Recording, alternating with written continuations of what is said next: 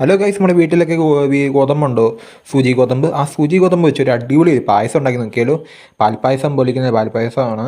സൂചി ഗോതമ്പ് വെച്ചുകൊണ്ട് അടിപൊളി പാൽപ്പായസം. അതിനായിട്ട് നെയ്ക്കകത്തിട്ട് സൂചി ഗോതമ്പൊക്കെ അങ്ങോട്ട് വഴറ്റി എടുക്കുകയാണ് ചെയ്യുന്നത്. വഴറ്റിയെടുത്ത ശേഷം അതിലേക്ക് വെള്ളം ഒഴിച്ച് സൂചി ഗോതമ്പൊക്കെ അങ്ങ് വേവിച്ചെടുക്കാം. അതിലേക്ക് ചവ്വരി ഇട്ട് കൊടുത്തിരിക്കുകയാണ്. കുതിർത്ത് വെച്ച ചവ്വരി ഇട്ട് വെള്ളത്തിലേക്ക് ഇട്ട് വേവിച്ചെടുക്കാം. അങ്ങനെ സൂചി ഗോതമ്പും ചവ്വരിയൊക്കെ വെള്ളത്തിൽ കിടന്ന് നല്ലോണം വെന്തോണ്ടിരിക്കുകയാണ്. നല്ലോണം വെന്ത് തിളച്ചൊക്കെ വരണം. വെള്ളം പറ്റി പോകുമ്പോൾ നിങ്ങൾ ആവശ്യത്തിനുണ്ട് വെള്ളം ചേർത്ത് ശേഷം സൂചി ഗോതമ്പ് വേവിച്ചെടുക്കുക. അതിലേക്ക് പാലൊഴിച്ച് കൊടുക്കുകയാണ് ചെയ്യുന്നത്. പശുവും പാലാണ് ഒഴിച്ച് കൊടുക്കുന്നത്. പശുവും പാലിൽ കിടന്ന് നമ്മൾ സൂചി ഗോതമ്പ് ഒക്കെ വെന്ത് വരട്ട്.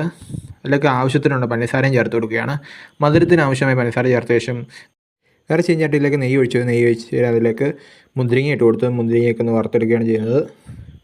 അങ്ങനെ മുന്തിരിങ്ങയൊക്കെ മൂത്തൊക്കെ വരട്ട്. അങ്ങനെ മുന്തിരിങ്ങ മൂത്ത് വന്ന് പാൽപ്പായസത്തിലേക്ക് ചേർത്ത് കൊടുക്കുക. നമ്മുടെ സൂചി ഗോതമ്പ് വെച്ചുകൊണ്ട് അടിപൊളി പാൽപ്പായസത്തിലേക്ക് ചേർത്ത് കൊടുക്കുകയാണ്. അതുപോലെ കശുവണ്ടിയും വറുത്തെടുക്കുകയാണ്.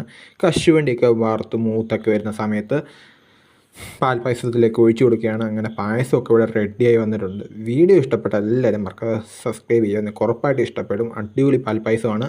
എല്ലാവരും ഒന്ന് ലൈക്ക് ചെയ്യുക. അടുത്ത വീഡിയോ നമ്മൾ ഇനിയും വരുന്ന